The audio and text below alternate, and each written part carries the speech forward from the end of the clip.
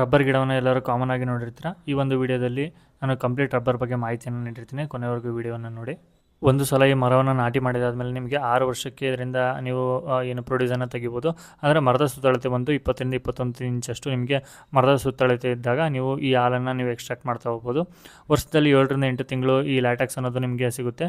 ಬೇಸಿಗೆಗಾಲದಲ್ಲಿ ಲ್ಯಾಟೆಕ್ಸ್ ಅನ್ನೋದು ಸ್ವಲ್ಪ ಕಡಿಮೆ ಸಿಗುತ್ತೆ ನಿಮಗೆ.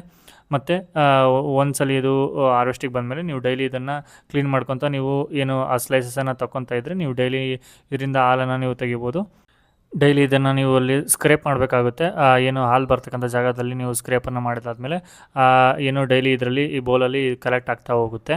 ಬೌಲಲ್ಲಿ ಕಲೆಕ್ಟ್ ಆಗಿರೋ ಹಾಲನ್ನು ತಗೊಂಡ್ಬಿಟ್ಟು ಅದಕ್ಕೆ ನೀವು ನೀರು ಮತ್ತು ಆ್ಯಸಿಡನ್ನು ಮಿಕ್ಸ್ ಮಾಡಿಬಿಟ್ಟು ನೀವು ಟ್ರೇಗಳಿಗೆ ಹಾಕ್ತಾ ಹೋಗಬೇಕು. ನೀವು ಟ್ರೇಗಳಿಗೆ ಹಾಕಿದ ಮೇಲೆ ಅದನ್ನು ನೀಟಾಗಿ ಮಿಕ್ಸ್ ಮಾಡಬೇಕು, ಅಂದರೆ ಕಲಿಸ್ತಾ ಹೋಗಬೇಕು. ಯಾಕಂತಂದರೆ ಅದರಲ್ಲಿ ಆ್ಯಸಿಡು ಮತ್ತು ಹಾಲು ಅದೆಲ್ಲ ನೀಟಾಗಿ ಮಿಕ್ಸ್ ಆಗಬೇಕು. ನಂತರದಲ್ಲಿ 2-3 ತಾಸು ನೀವು ಬಿಟ್ಟರೆ ಆ ರಬ್ಬರ್ ಸ್ವಲ್ಪ ಗಟ್ಟಿಯಾಗುತ್ತೆ. ಆ ಗಟ್ಟಿಯಾಗಿರೋ ರಬ್ಬರ್ನ ನೀವು ತೆಗೆದುಬಿಟ್ಟು ನೀವು ಕಂಪ್ರೆಸರಲ್ಲಿ ಅದನ್ನ ಪ್ರೆಸ್ ಮಾಡಿದಾಗ ಅದರಲ್ಲಿರ್ತಕ್ಕಂಥ ನೀರಿನ ಅಂಶ ಎಲ್ಲ ನಿಮಗೆ ಹೊರಗಡೆ ಬರುತ್ತೆ.